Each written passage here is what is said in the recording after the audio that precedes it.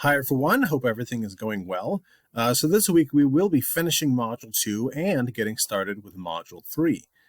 So our first assignment this week is your second pre-flexion journal, which will be due by Tuesday night.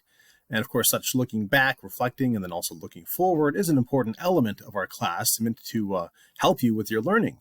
And so as you prepare for and then write your Module 2 pre-flexion, I do recommend not only looking back at our focus in Module 2, but also looking back at your first pre-flexion. Consider where your thinking was then, how you've continued your thinking since then, and how you've been progressing, and any other new things that have been coming to mind since then. So then, of course, we will then be moving on to start Module 3, the publication process, the writer's side.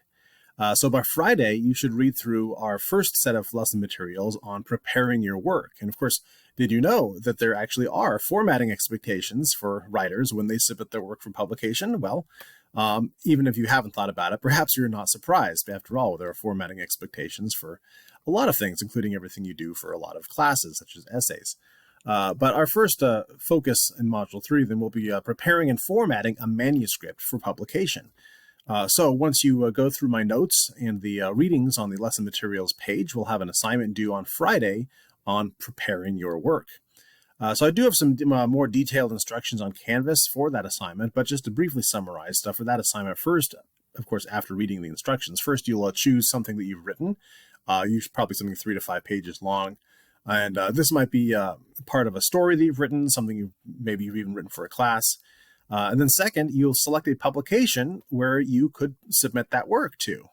So then third, after that, you'll format that manuscript to prepare it for submission. So you should follow the submission guidelines of your target publication. So yes, you do need to make sure you have a specific publication in mind.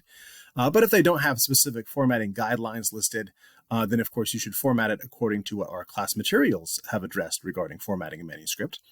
And then fourth, you will prepare a writer's memo. And I do have some more detailed instructions about that. So do make sure you read through all of the instructions to make sure you understand what is involved with that assignment. And of course, finally, after you finish that memo and formatting the document, you can submit both elements of the assignment. So I do, as I said, have the assignment broken down into steps on Canvas. So I hope that will be helpful for you as you work on the assignment. But of course, as I said, make sure you read through those instructions thoroughly on your own all the way through to make sure that you don't miss anything. And I do hope that you'll find that assignment to be a helpful experience, and that it will also be good practice for you as you look forward to submitting your work to publications in the future.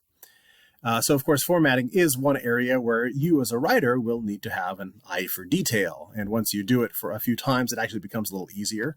I, for one, actually really enjoy the formatting process, but that might just be the technical writer side of me speaking. All right, I'm going to leave it at that for now. And so as you work on all of that this week, let me know if you have any questions.